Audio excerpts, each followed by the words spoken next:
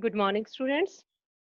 ये बेटा हम कविता जो है वो कर रहे हैं वे आंखें, क्योंकि जो ये कविता है ये हमारी ईएचएसएसएम में आने वाली है, तो इसका हम रिवीजन करेंगे।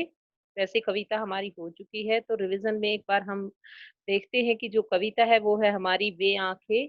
लेसन है हमारा 4 और कवि हैं हमारे सुमित्रानंदन पंत जी।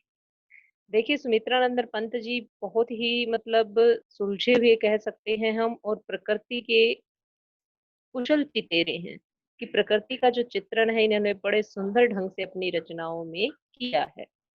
तो सुमित्रानंदन पंत जी के बारे में हम पढ़ते हैं कि कैसा क्या इनका जीवन रहा है। और पेज नंबर है बेटा अपना 145।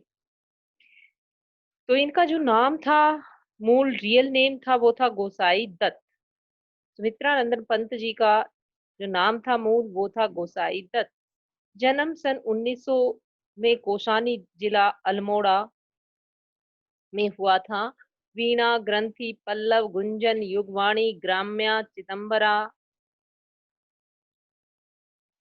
चिदम्बरा पर जो है इन्हें ज्ञानपीठ पुरस्कार भी मिला था। उत्तरा, स्वर्ण किरण, कला और बूढ़ा चांद, लोकायतन आदि। भारतीय ज्ञानपीठ पुरस्कार, साहित्य अकादमी पुरस्कार, सोवियत लैंड नेहरू पुरस्कार और पद्म भूषण पुरस्कार इन्हें मिल चुके थे। और इनकी जो मृत्यु है वो हुई है 1970 में, यानी कि 1900 में जन्म हुआ है, 1970 में मृत्यु हुई है, 77। छायावाद के महत्वपूर्ण स्तंभ सुमित्रानंदन पंत प्रकृति के कुशल चितेरे हैं। देखिए, वही लाइन आ जाती है कि ये बहुत सुंदर इन्होंने अपनी रचनाओं में प्रकृति का वर्णन किया है। हिंदी कविता में प्रकृति को पहली बार प्रमुख विषय बनाने का काम पंत ने ही किया। उनकी कविता प्रकृति और मनुष्य के अंतरंग संबंधों का दस्तावेज है। उनकी प्रारंभिक शिक्षा कौशानी के गांव जो है में हुई, तथा उच्च शिक्षा जो बनारस और इलाहाबाद में हुई। युवावस्था तक पहुंचते पहुंचते महात्मा गांधी के असहयोग आंदोलन से प्रभावित होकर पढ़ाई बीच में ही छोड़ दी। उसके बाद स्वतंत्र लेखन करते रहे। प्रकृति के अद्भुत चित्रकार प्रकृति के अद्भुत चित्रकार क्यों कहा है? क्योंकि इन्होंने प्रकृति का जो है अपनी रचनाओं में बहुत सुंदर वर्णन किया है। जैसे एक चित्र हमें सब कुछ बता देता है कि इसमें क्या क्या है, वैसे ही इनकी कविताओं से हमें जो है प्रकृति का सुंदर चित्र हमारे सामने प्रस्तुत होता है। सुंदर वर्णन इनकी कविताओं में, इनकी रचनाओं में हमें मिलता है। उनका जो मिजाज है, उनकी जो सोच है, वो कविता में बदलाव की पक्षधर रही है। जो उनकी सोच थी, वो चाहते थे कि कविता में बदलाव किया जाए। यदि हम वही पिछला लेके चलेंगे तो लोग जो है बोर महसूस करेंगे। पल पल परिवर्तन, प्रकृति वेश इन्हें जादू की तरह आकृष्ट कर रहा था कि जो पल पल में बदलती हुई प्रकृति का जो वेश है, वो इन्हें अपनी तरफ जादू की, जैसे जादू अपनी तरफ हमें आकर्षित कर लेता है, वैसे ही प्रकृति का पल पल में बदलता हुआ स्वरूप भी इन्हें अपनी ओर आकर्षित करता था। बाद में चलकर प्रगतिशील दौर में ताज और वे आंखें जैसी कविताएं भी लिखी। देखिए, शुरुआती जो दौर था बेटा, वो था इनका छायावादी। जो हमारा हिंदी साहित्य है उसको हमने हमारा जो हमारे जो भी साहित्यकार हुए हैं, तो उन्होंने जो है उनका काल विभाजन किया है।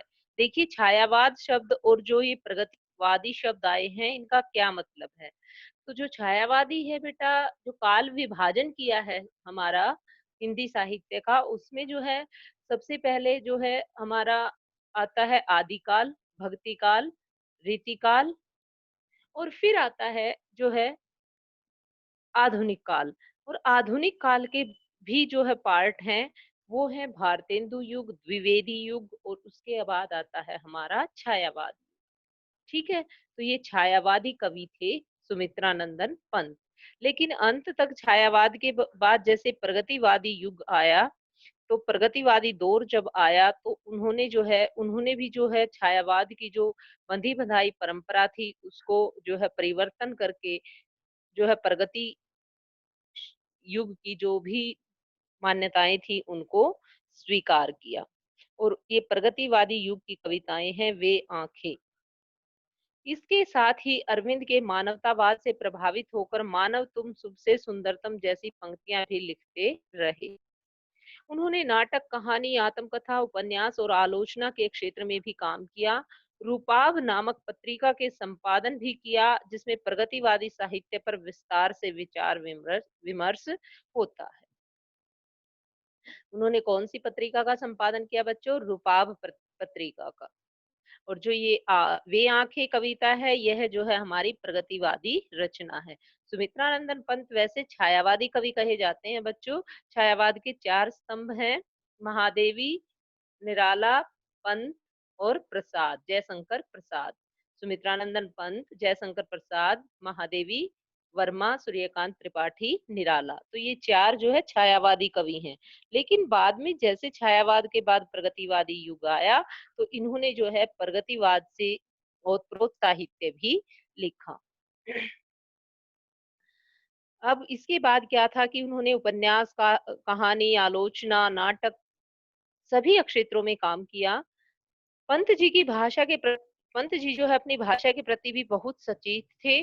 उनकी रचनाओं में प्रकृति की जादूगरी जिस भाषा में अभिव्यक्त हुई है, उसे स्वयं पंत जो है चित्र भाषा की संज्ञा देते हैं।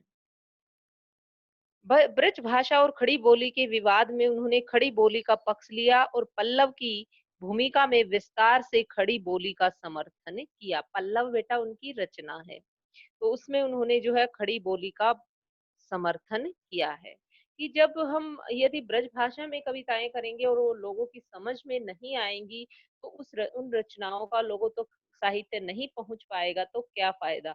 इसलिए उन्होंने साहित्य में खड़ी बोली का समर्थन किया।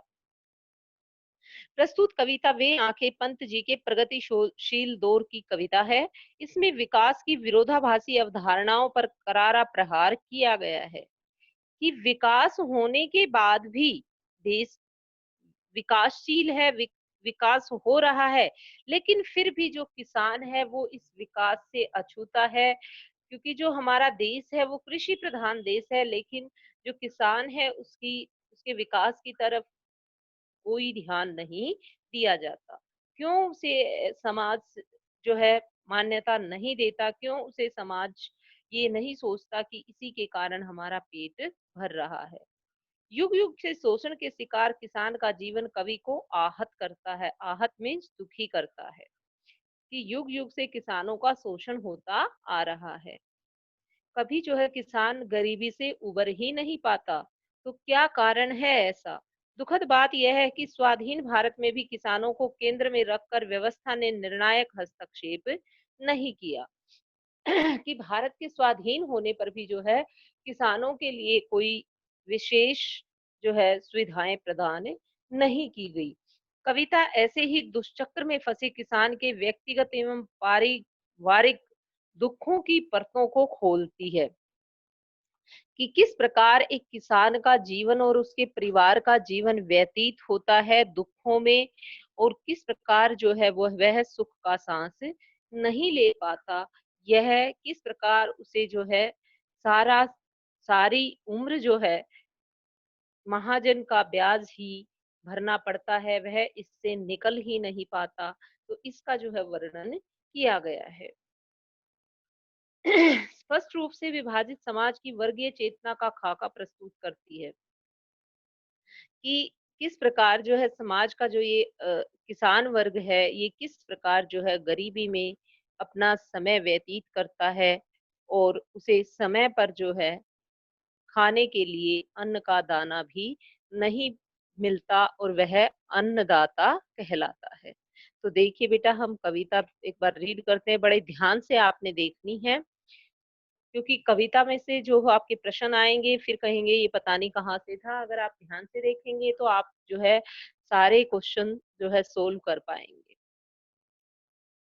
तो कविता है वे आंखें, कवि हैं सुमित्रानंदन पंत।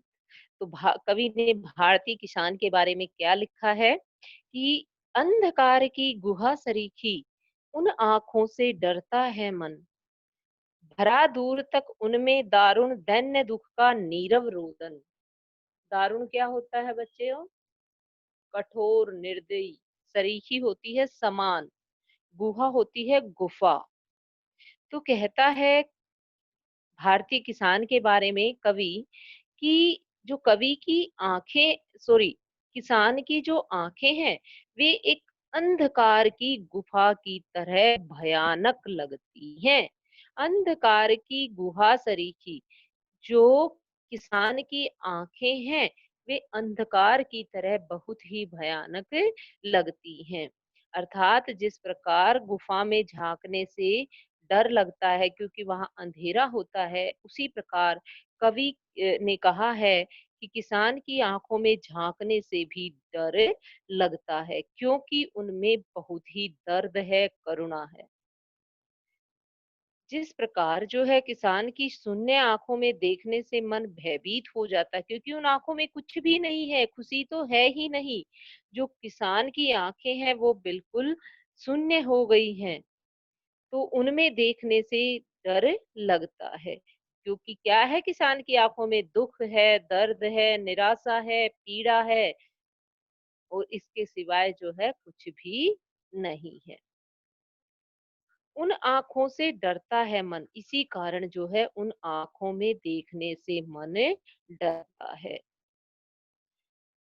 भरा दूर तक उनमें दारुण, तो क्या कहता है कि उनमें जो है ये उन आँखों में क्या भरा हुआ है? उन आँखों में जो है दर्द भरा हुआ है, घोर जो निर्दयता है, निराशा है, वो भरी हुई है। दैन्य दुःख का नीरव रोदन और जो दैन्य दुःख का नीरव रोदन और जो पीड़ा को वो सहता है, दैन्य बिल्कुल दीनता, जिस पीड़ा को सहता है वह सहे जाने का मौन जो है, रोना उसमें समाया हुआ है। नीरव, जो वो मौन बिल्कुल चुपचाप, दैन्य क्या होता है? दैन्य होता है दीनता, जो किसान शोषण से उत्पन्न पीड़ा के दुःख को चुपचाप सहन करता है, उस मौन नीरव होता है मौन, चुपचाप, रोदन रोना, उसकी आँखों में समाया हुआ है।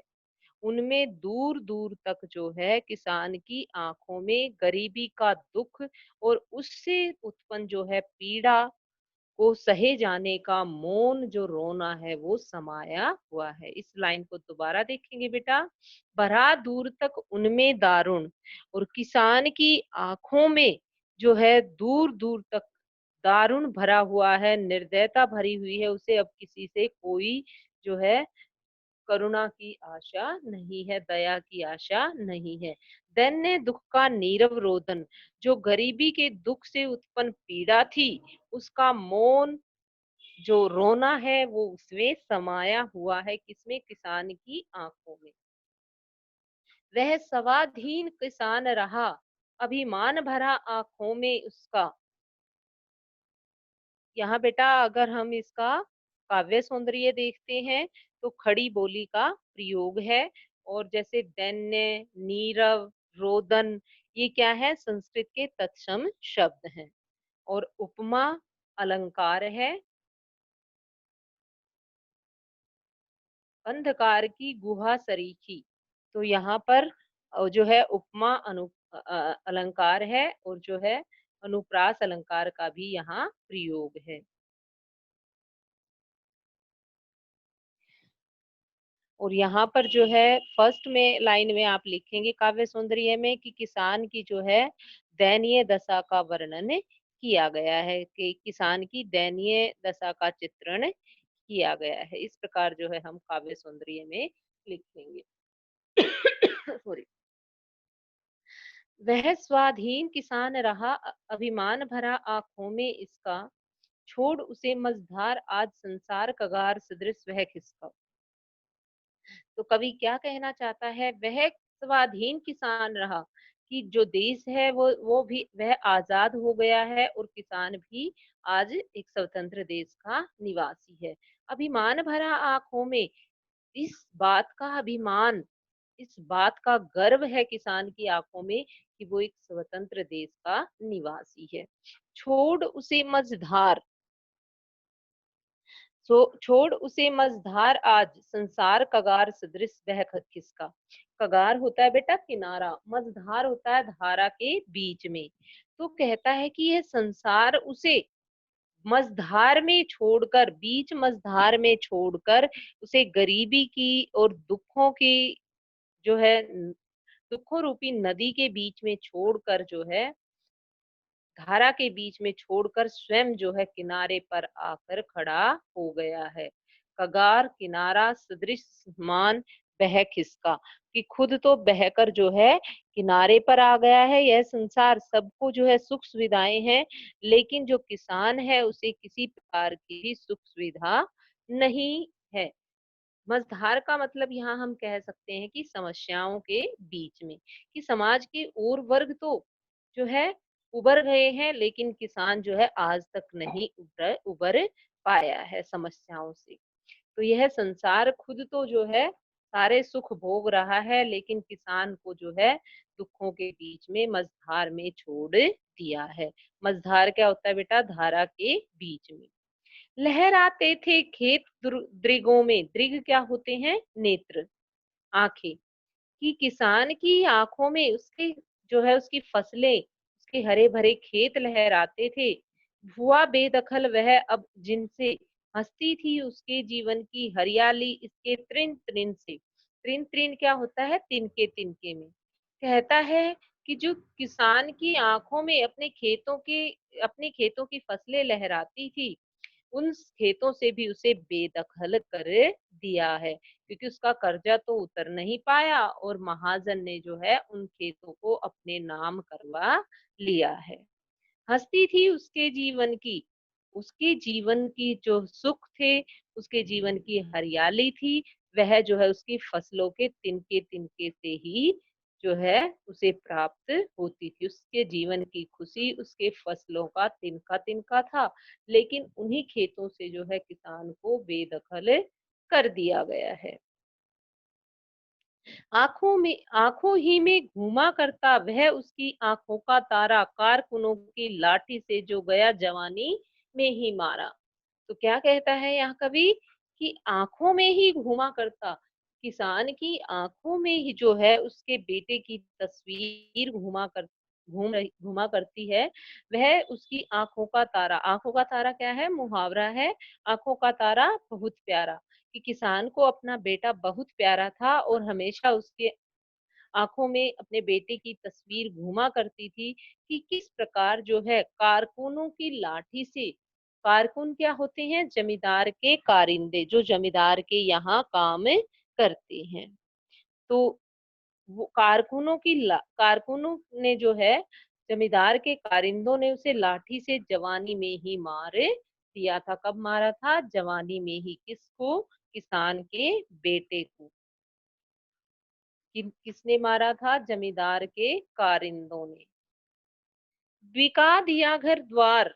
अब क्या हुआ कि जो किसान है, गरीबी के कारण खेतों से तो उसे बेदखल किया ही गया था, अब उसे जो है उसका घर और घर बार भी बिक गया है। महाजन ने न ब्याज की कौड़ी छोड़ी, कि जो महाजन था, जिस जो ब्याज पर पैसे देता है, तो वो होता है महाजन। तो कहता है कि जो जिससे उसने पैसे उधार लिए थे महाजन से, तो महाजन ने न ब्याज की कौड़ी छोड़ी। कौड़ी मीन्स 1 रुपया भी, एक भी नहीं जो है महाजन ने छोड़ा। एक फूटी कौड़ी भी कहते हैं ना, तो वो भी जो है उसने ब्याज की नहीं छोड़ी। इसी कारण जो है उसका ब्याज उतारते उतारते जो है किसान का घर भी बिक गया। रह रह आंखों में चुभती वह कुरख हुई बरधों की जोड़ी। देखिए कितनी दयनीय दशा का जो है किसान की वर्णन किया गया है। कुर्क मतलब नीलाम हो गई। जो किसान की बैलों की जोड़ी थी, वो भी नीलाम हो गई। इसका कर्जा उतारते उतारते, महाजन का कर्जा उतारते उतारते, बनिए का कर्जा उतारते उतारते जो है उसका घर भी बिक गया। और यह बात उसकी आंखों में रह रह कर चुभ रही है किसान की। और उसके बैलों की जोड़ी, बरधों में बैलों की जोड़ी भी जो है कुर्क मींज नीलाम हो गई। उजरी उसके सिवा किसी का पास दुहाने आने देती। उजरी जो है किसान की गाय है। तो कहता है कि उजरी जो है उसके सिवा किसी को भी दूध नहीं निकालने देती थी। किसके सिवा? किसान के सिवा। वह आँखों में नाचा करती उजड़ गई जो सुख की खेती। तो किसान की जो सुख रूपी खेती थी, वह उजड़ गई, खत्म हो गई और यही दर्द जो है अब किसान की आँखों में समाया हुआ है। मतलब सुख की खेती क्या थी? उसकी गाय थी, उसकी बैलों की जोड़ी थी, उसका घर था, उसका बेटा था और उसके हरी-भरी खेती थी। ये सारी चीज़ें किसान की उजड़ गई। बिना दवा दर्पण के घरनी, स्वर्ग चली आँखें आती भर। तो कहता है जब किसान को ये याद आता है कि बिना पैसे के कारण वह अपनी पत्नी को दवाई नहीं दिलवा पाया और वह भी जो है मृत्यु को प्राप्त हो गई, स्वर्ग चली गई। कौन? किसान की पत्नी भी जो है स्वर्ग चली गई, आंखें आती भर। जब उसे यह बात याद आती है तो उसकी आंखों में पानी आ जाता है, उसकी आंखें भर आती हैं। किसकी? किसान की। देख रेख के बिना दुधमुही बिटिया 2 दिन बाद मर गई। तो जो किसान की दुधमही बेटी थी, माँ का दूध पीने वाली, वह भी 2 दिन के बाद उसने भी दम तोड़ दिया, वह भी मर गई। घर में विधवा रही पतोहू लक्ष्मी थी, यद्यपि पति घातिन, पकड़ मंगाया कोतवाल ने, डूब कुएं में मरी एक दिन। देखिए कितना मतलब मार्मिक वर्णन किया है कवि ने कि घर में जो विधवा पतोहू थी,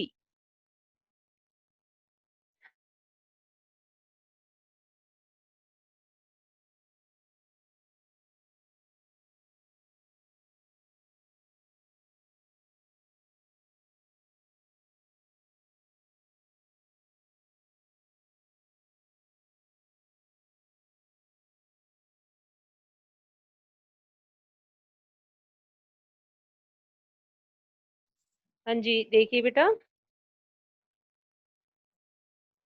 बिका दिया घर द्वार महाजन ने, न ब्याज की को यहाँ पर थे हम, कि उसकी दुधमुही बेटी भी मर जाती है किसान की, और जो घर में क्योंकि किसान का बेटा मर जाता है, जो तो विधवा जो पतोहू है, जो बेटे की बहू है, वह लक्ष्मी थी, यद्यपि पति घातिन।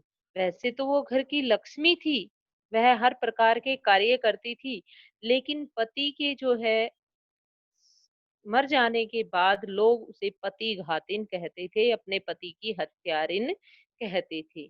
एक दिन जो कोतवाल है उसने राजा के जो का कोतवाल था उसने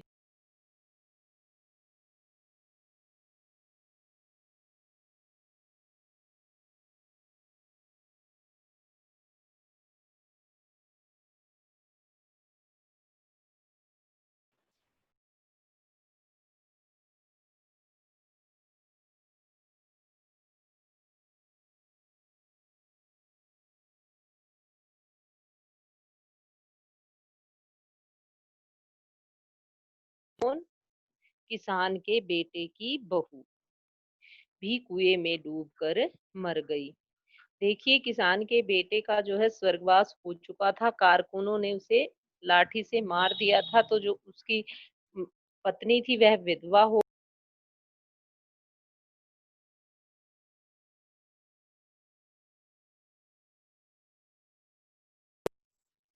आप इसे उसने उसकी इज्जत लूटने के लिए उसे अपने पास बुलाया, लेकिन इस अपनी इज्जत के डर से जो है वह कुएं में डूबकर मर गई, किसान की पतोह।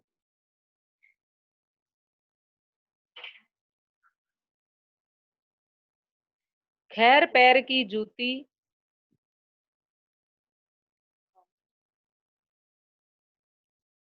जोरू न सही एक दूसरी आती, पर जवान लड़के की सुधकर सांप लौटते फटती छाती। तो कहता है खैर जो यहाँ पर जो है, जो किसान है उसकी सोच का पता चलता है कि वह जो है स्त्रियों के प्रति किस प्रकार की सोच रखता है, कि वह स्त्रियों को तुच्छ वस्तु पैर की जूती समझता है। खैर पैर की जूती ज़ोरू कि जो पत्नी है वो तो पैर की जूती होती है। एक न सही एक दूसरी आती, कि यदि एक को कुछ हो जाए तो दूसरी आ जाती है। पर जवान लड़के की सुधकर साँप लौटते फटती छाती। लेकिन जब उसे अपने जवान लड़के की, जवान बेटे की याद आती है, तो उसकी छाती पर साँप लौटते हैं, अर्थात वह बहुत दुखी हो जाता है और उसकी छाती फटती है, यानी कि उसके दुःख का कोई किनारा नहीं है, वह बहुत दुखी हो जाता है। साँप लौटना छाती पर, साँप लौटना बहुत दुखी होना, ये भी मुहावरा है। और जो पैर की जूती है वह भी मुहावरा है बेटा, तुच्छ वस्तु। तो कहता है कि किसान की छाती पर सो सांप लौटने लगते हैं जब उसे अपने बेटे की याद आती है, जो उसका मन है वो वेदना से दुख से भर जाता है। वह अपने जवान बेटे को नहीं बचा पाया, इसी कारण वह बहुत दुखी है। पिछले सुख की स्मृति आंखों में अक्षण भर एक चमक है लाती, तुरंत शून्य में गड़ वह चितवन तीखी नोक सदृश बन जाती। पिछले सुख की स्मृति जो है कवि की आंखों में अक्षण भर के लिए एक विशेष चमक लाती है और तुरंत जो है फिर वही दुख जो है किसान को याद आ जाता है और किसान जो है किसान की दृष्टि, चितवन क्या होती है? दृष्टि। थोड़े समय के लिए तो वह उसे सुख याद आता है, तो वो एक क्षण के लिए जो है उसकी आँखों में चमक आ जाती है। जब वह उसे अपना भरा पूरा परिवार एकदम याद आता है, तो क्षण भर के लिए जो है उसकी आँखों में चमक आ जाती है। लेकिन तुरंत क्या होता है कि जब उसे ये दुःख याद आते हैं, तो उसकी जो दृष्टि है वो शून्य हो जाती है, बिल्कुल दुःख में वह डूब जाता है, तीखी नोक सदृश बन जाती। तो यह जो है उसकी आँखों में तीखी नोक के समान चुभने लगता है यह दुःख। यह दारुण दुःख जो है कवि किसान की आँखों में चुभने लगता है। तो किसान के दुःख में जीवन का बहुत ही सुंदर और सजीव जो है वर्णन किया है। साँप लौटना, छाती फटना और पैर की जूती मुहावरों का प्रयोग किया गया है और शब्द चयन जो है पूर्णतः भावानुकूल है, कि जो शब्दों का चयन किया गया है कविता में वो बिल्कुल भावों के अनुकूल है। जैसा करुणामयी वातावरण है कविता में, उसी प्रकार के शब्दों का जो है कवि ने प्रयोग किया है। अब एक बार बेटा इसके क्वेश्चन आंसर भी हम देख लेते हैं। तो फर्स्ट जो क्वेश्चन है हमारा, अंधकार की गुहा सरीखी इन आंखों से डरता है मन। आमतौर पर हमें डर किन बातों से लगता है? आमतौर पर हमें गहरे अंधकार से, गहरे जंगल से, दुर्घटना से, मृत्यु से और आर्थिक हानि से डर लगता है। नॉर्मली जो है पूछा गया है आपसे कि आपको किन बातों से डर लगता है?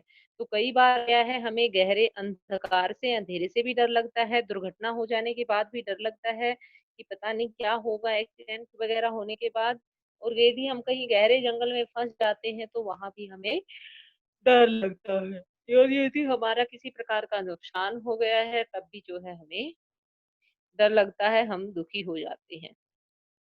आमतौर पर उन आँखों में किसकी ओर संकेत किया गया है? तो उन आँखों में किसान की दयनीय एवं निराश जीवन की ओर संकेत किया गया है।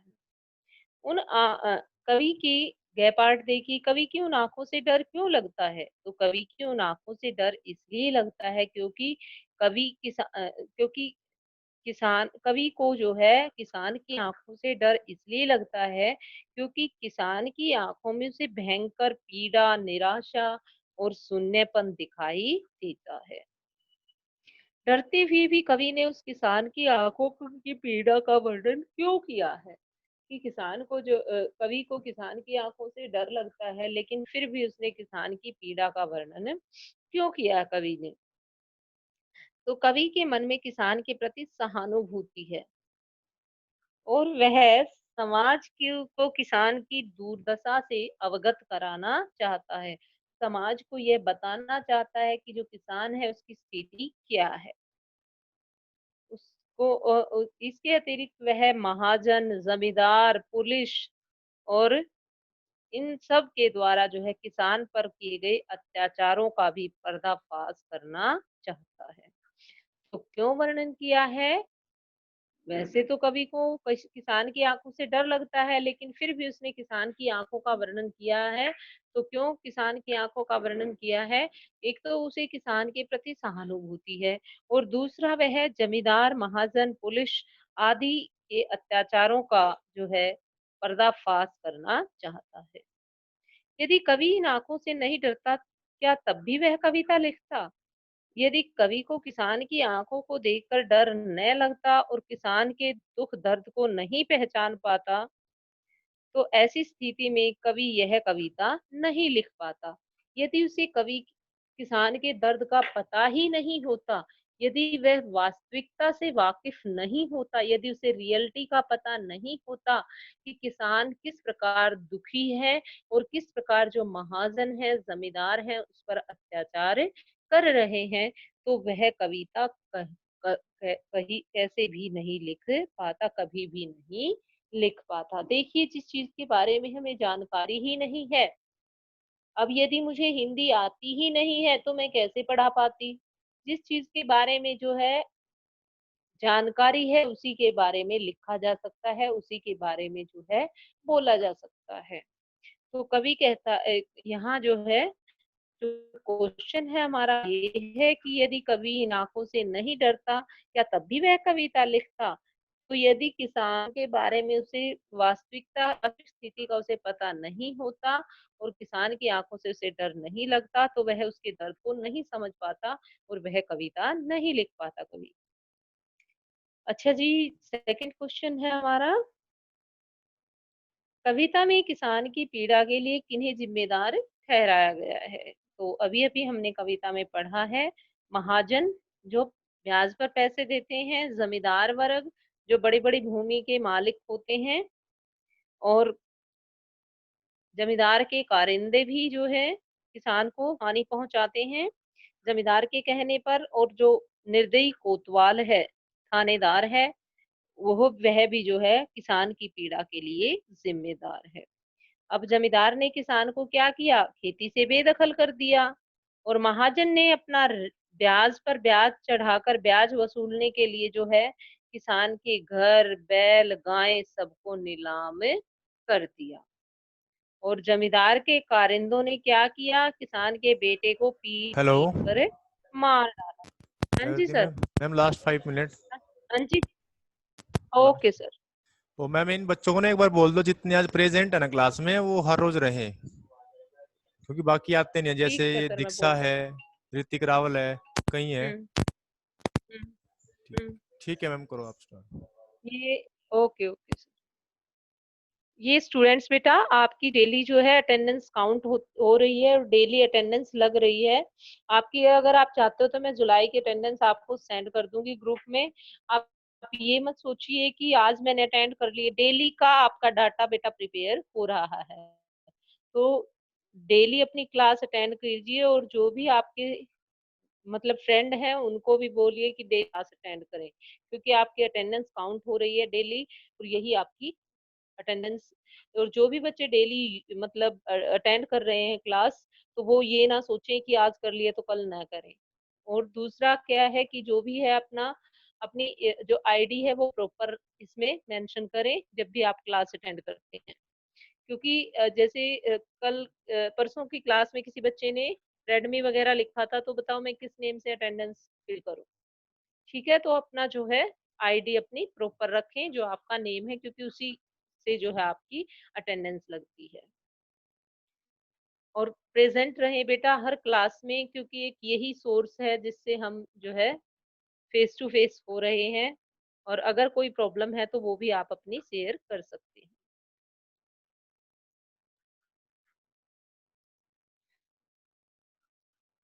तो यहाँ था बेटा जो नेक्स्ट क्वेश्चन है, पिछले सुख की स्मृति आंखों में क्षण भर एक चमक लाती, इसमें किसान के पिछले किन सुखों की ओर संकेत किया गया है? कि जब किसान का भरा पूरा परिवार था, खेतों में फसलें लहलाती थी, उसकी पत्नी थी, उसका बेटा था, उसके बेटे की बहू थी, तो और किसान के पास बैलों की जोड़ी थी, दूध देने वाली उजरी गायें थी। तो ये किसान की जो है सुख की जो स्मृति है, वो एक क्षण भर के लिए, एक क्षण के लिए जो है किसान की आंखों में चमक लाती है।